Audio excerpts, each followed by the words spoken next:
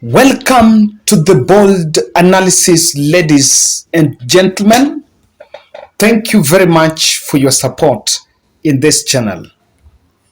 And I want to state that the vengeful attacks and statements from William Ruto's close allies underscores the peace that this country is enjoying after having an emotive campaign season.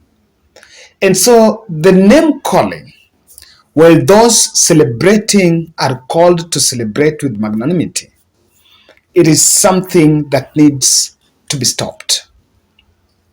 And I say this with a lot of caution, but again, it is equally important for the political class, those who seem to be on the winning side, and all those who also feel that they have lost, that the peace that we enjoy in this country has actually been touted by the global community and politicians that are taking convenience that it is a democracy, our democracy is mature. I don't think that our democracy is why the country is peaceful or why we have such a smooth transition. But I want to allow that transition.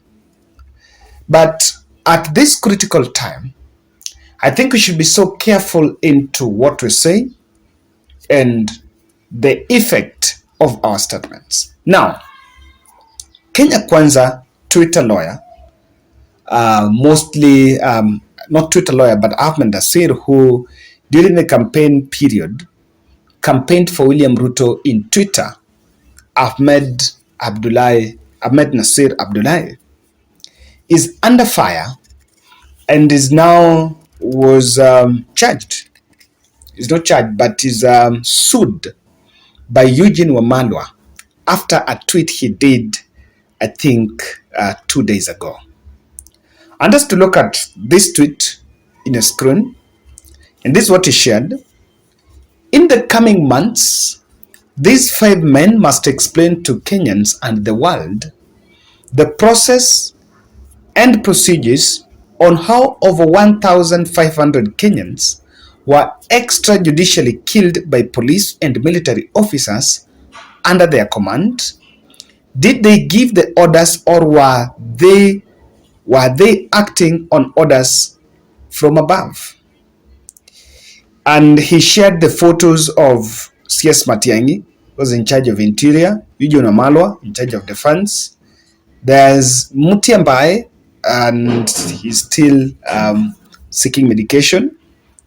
DCA Kinoti, and also one person here, the National Intelligence Service General Philip Kameru.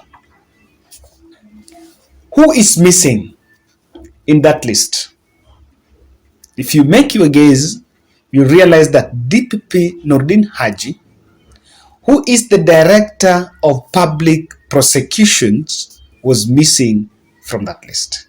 And I'm not saying that list is its merit, but these are government officials that were actually in President Uhuru Kenyatta's regime, were on security and also the prosecution system. Remember, the DPP is in charge of the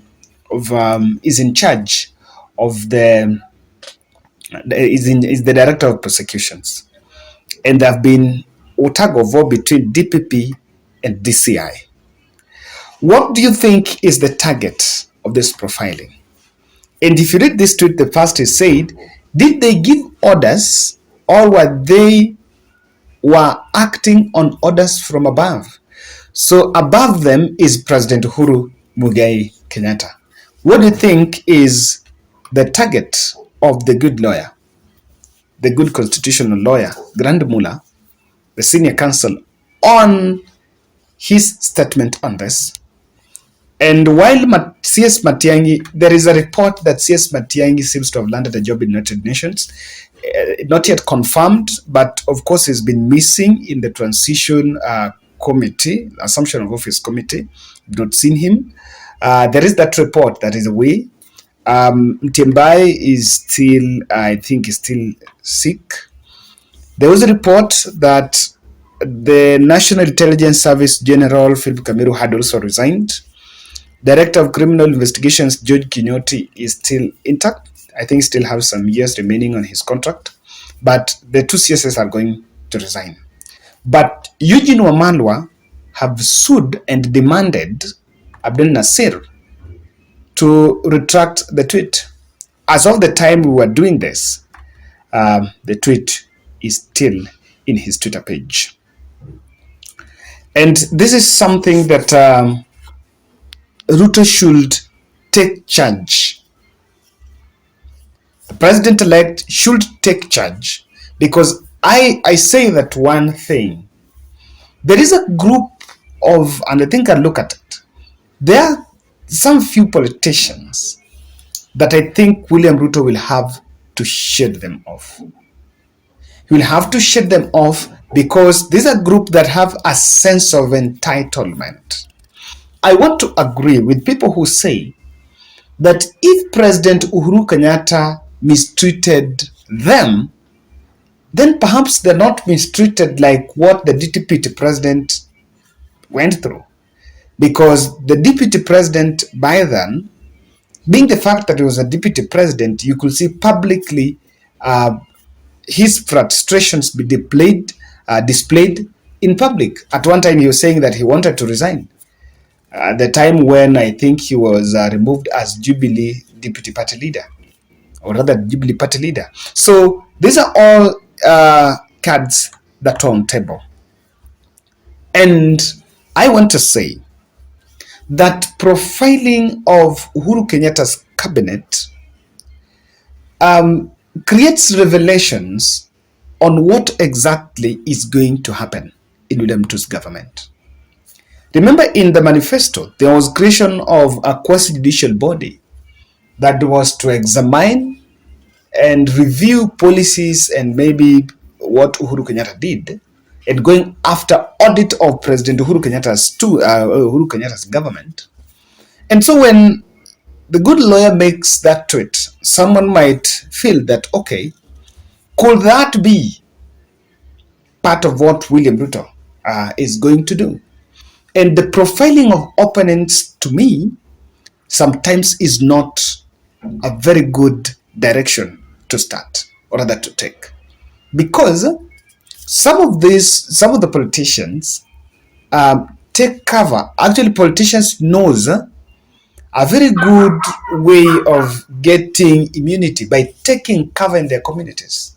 And will not be shocked to hear the next morning someone saying, our community is being targeted. My community is being targeted. Even at the same tweet, I think if you look at that tweet, someone replied there and said, if you just want to know the way the good lawyer is is not objective, is that he has named everyone there, but he has left out DPP Eugine Haji because of they are from the same identity.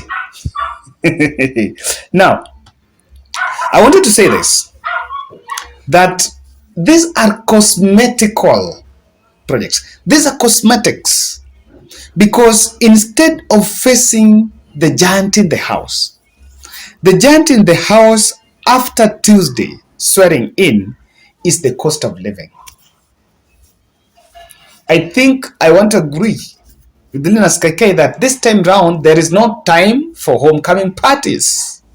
There is no time for retreat. There is no time for bromance between president and his deputy.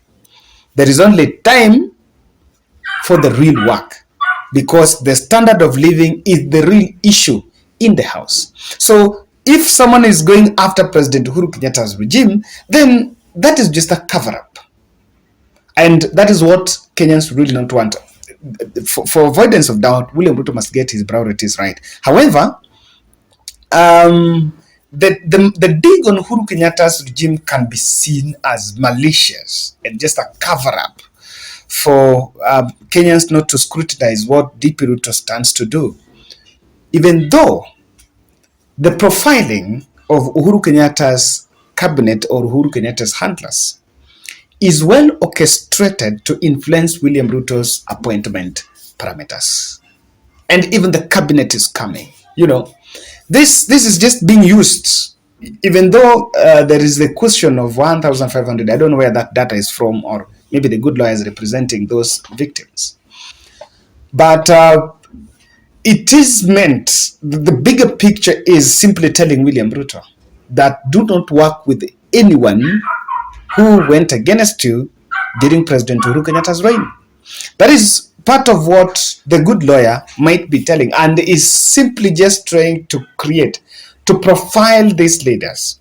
And this profiling is what really people don't really do. Now, the challenge here is this. When you go this direction, remember now Eugine Wamalwa has gone to court, there is a litigation. So Uhuru Kenyatta's, William Ruto's regime will find itself taking more time to defend itself from the things they've done in court.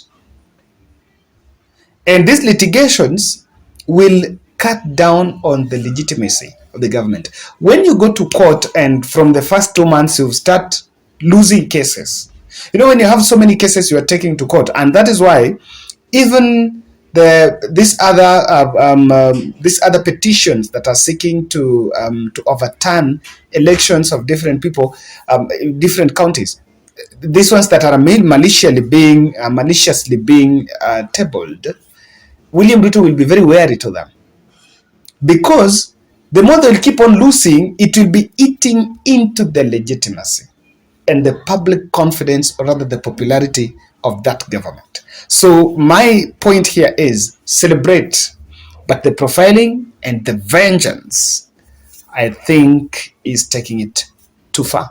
At least not now. The priority is the standard of living. And in my next analysis, let's head directly to CI.